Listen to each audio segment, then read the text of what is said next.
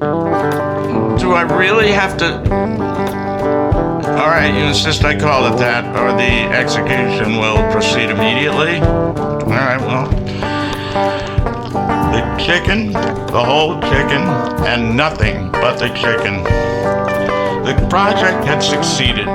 When the great killer asteroid finally hit the Earth, an asteroid made of vast quantities of gold, platinum, nickel, iron, and silver, an armada of biospheres had already left the planet. The sum of its parts had every known life form nested in various jury-rigged carbon, nitrogen, and oxygen cycles. Each and every arquette was successfully designed to be capable of sustaining human life for an indefinite period of time. Despite its undeniable flaws, the project was a capstone of human accomplishment, dwarfing both the great Egyptian pyramids and the great late 20th century garbage mountains. My name is Volodya Bolshemenko, and I had both the honor and good fortune to have been brought up in the arquette now referred to as the chicken ship, after the great new understanding. However, at the time of the story, which I've been honored to tell, if I had referred to my home planet Cornland in such a way, I certainly would have been beaked to death and felt lucky. Due to an unexpected set of events in the asteroid belt, the various arquettes were scattered across the solar system. Although these biospheres were designed to last for centuries, and our sights were set on the stars, we were done in by the vastness of the solar system, and were lost to one another for uncounted generations until on each ship, all of existence was understood only in terms of the confines of a given biosphere. During what is now referred to as my previous life, I was a third-degree feather master of Coop 1205. I never felt any alienation from the condition I now understand as being rather lowly and miserable, because I found a wonderful, albeit illusory, sense of purpose in serving the great egg of life. It is with both remorse and sadness that I must recall that those who had the courage and foolishness to question this notion were very slowly beat to death in the weekly community rituals on our one day off of the Sacred Seven. Perhaps a combination of this aforesaid courage and foolishness is somehow genetic and was in a process of being bred out. Older and more experienced God servers had noticed that it was requiring increasingly amounts of spiritual nuance to establish an apostate. One old man confided me over corn sacred whiskey brew that the end of the world would arrive with the death of the last apostate, and that certainly we were in the last days because a good apostate was becoming exceedingly hard to find. Torture also served when we wanted someone to throw to the bugs. I thought torture was good and served the egg. I was a very enthusiastic beaker. I looked forward to those sacred rituals with most of the moments of my working life. I expect you to find our breeding methods to have been perverse, because we quite naturally modeled our reproductive protocols after the manner of fowl. But who among you can honestly laugh with scorn, you once of the flounder ships and beaver ponds? In any case, to tell my history as I know it is to tell of my education and rearing. We had no sense of lineage, as I have read in the accounts of certain other arquettes.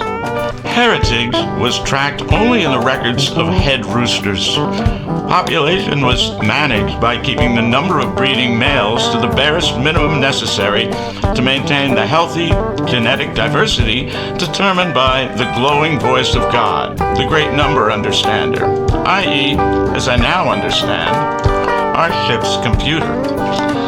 My father was a creative and virtuosic feather bearer who instructed me in the fine and subtle mysteries of our gentle craft.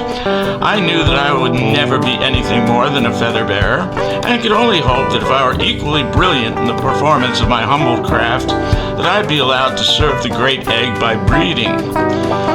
We took the mechanical accomplishment of our ship's ability to transform corn and chicken into all our lives' needs quite for granted, because we regarded it as an extension of our created world, the work of God, the cosmic egg.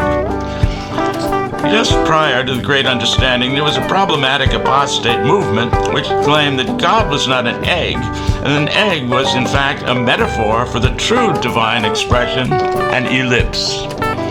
Most of these apostates were priests, which made their disposition very problematic because they could argue scriptural nuance better than most of the God servers, whose enthusiasm was more pronounced than their study of ovology. In a moment of inspired obdulation, a God server dreamt that the best proof of apostasy resided in a superior argument, since it could only have been inspired the works of the evil one, the great horned rooster, Chanticleer. It was on the very day that I, among 50 others, was to execute by beaking the first Chanticleeric apostate to be so convicted by the Planetary Committee of God Servers that the great change began. I will admit to being quite disappointed, because I'd always enjoyed the sense of fellowship that accompanied a properly drawn-out execution. Pardon me if I digress and sentimentalize, but I missed the process of beaking because it represented such a perfect symbiosis of the symbolic and the socially used-style. Beakers were appointed by the lottery of merit. A lottery was necessary to determine merit because the shipboard environmental system had rendered all human maintenance of minimal significance. Since future generations may very well find this difficult to imagine in view of the consequences, I shall describe the workings of our home planet as I remember it. The great transubstantiation room was a genuinely awesome sight. There was row upon row of chickens as far as the eye could see, divided into different stages of development, as well as different utility roles. There were egg chickens, feather chickens, elite rooster breeders, and bonsai chickens, often sold as household gods, to name a few.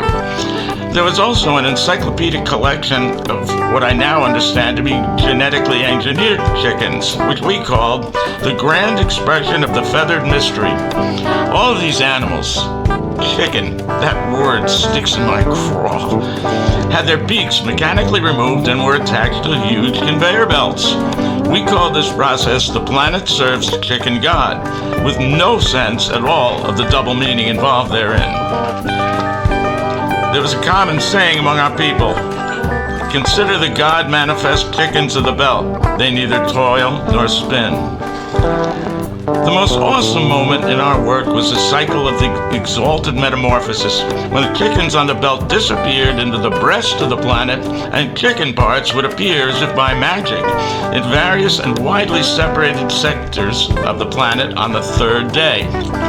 From our point of view, the chicken was a source of life that fertilized our lands, clothed us with plumage, and provided us with talons and beaks, which were symbols of social and religious status.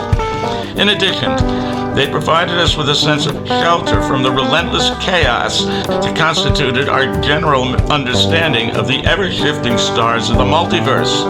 Thus, for us, the chicken was perceived as God-made flesh to sustain our wandering planet.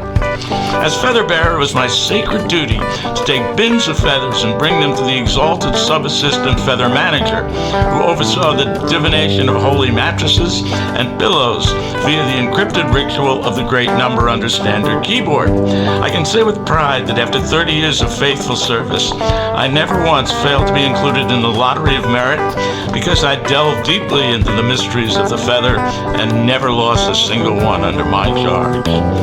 I refer the skeptics among you to the meticulous records that were kept by the feather dusters, who were assigned the wake of all feather bearers. Turning to the ritual of beaking, the process was divided into 3 parts: the number of the beast, the hunt and peck, and finally, beaking proper. The ritual encryption for the number was performed by the God servers under a sacred process called the Methuselah menu. The number varied greatly from week to week. Some apostates claimed to see a pattern in it, but they were quickly beat to death, because such a claim was a sure indication of the evil one's inspiration. Despite their prestige, I never envied the God servers their position, because the difficulty of locating evil was vast. Once the number, or quota, as the apostates called it, and the great understanding indicates that they were supposedly closer to the truth, was established. The process of hunt and peck. Hunting and pecking began with inquiry based upon suspicion. Although I know little about this method, having been a feather bearer, I can say with certainty that suspicion was never cast upon anyone who qualified for the lottery of merit. Thus, one sure criterion for suspicion was social dysfunction. Beyond this, I can only repeat scuttlebutt. I've heard that once someone falls into suspicion, one is almost sure to be beat. However, there are procedures to be sure that the one suspected was indeed Chanticleeric. These tests included roostering, which required the subject to wear a device called a strapado and simultaneously walk over burning sacred corn cobs. It was then up to the God-serving tribunal to determine whether the subject looked like the evil rooster. This was based on 3 criteria. First, did the subject's screams sound like cock-a-doodle-doo? Secondly, did the subject's walk over the burning cobs appear more rooster than human? And finally, at any time during the test, did the subject take the name of chicken in vain?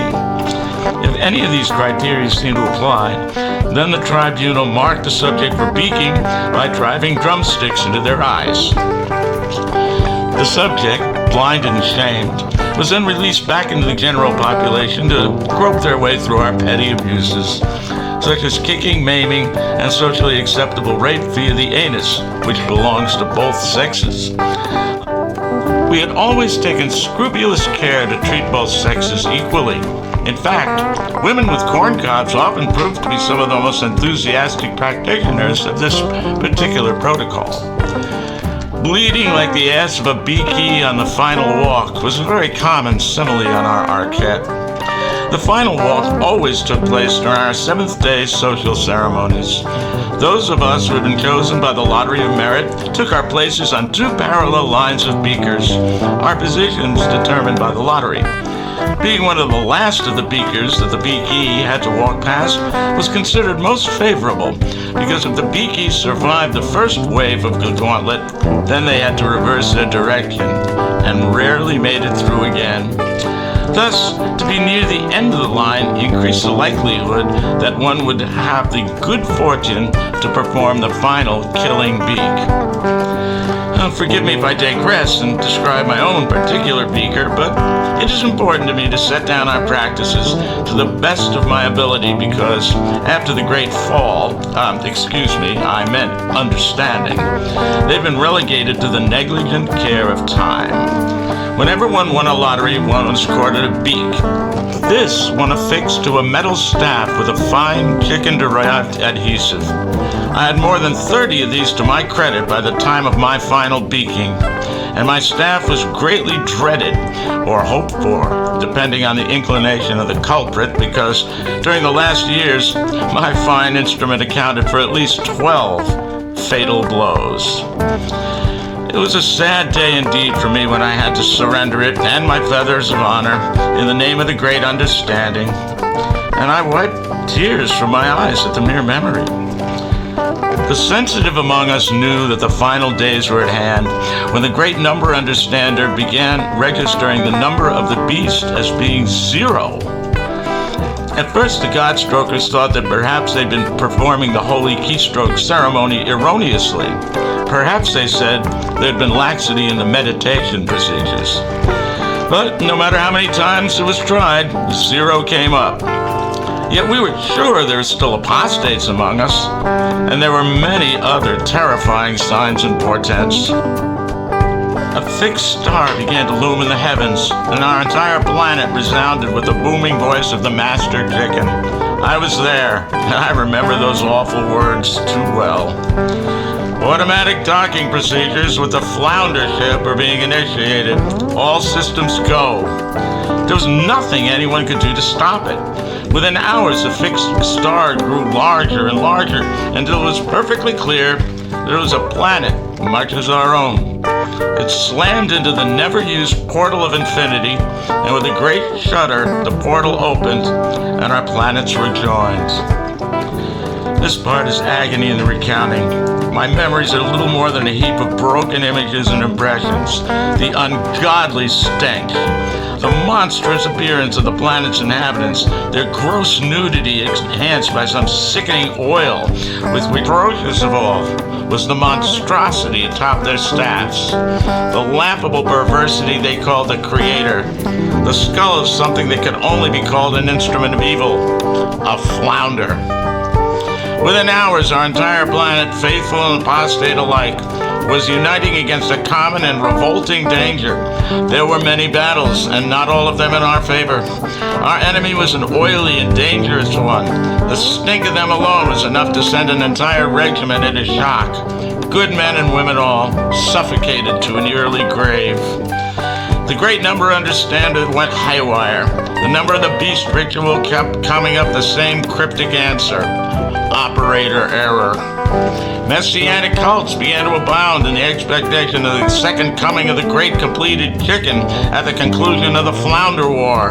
Our God servers were organizing the planet into a huge army for the final confrontation. The pagans on the other side of the portal were no doubt doing the same thing when the voice of the planet resounded with these terrible words. Automatic docking procedures with the elephant ship are being initiated. All systems go. The vast technological superiority of the elephant people caused us to establish an uneasy truce with the disgusting flounders, but matters only grew worse. Not a week went by where our ship did not resound with strange and terrible names: antelope, giraffe, horse, whale, and worst of all, rhinoceros. The number under standard began emanating strange and garbled transmissions, the most dreadful of which was database linkage online. The God servers began acting strangely, as if their work with the number under standards had given them a terrible vision which had shaken the foundations of their faith.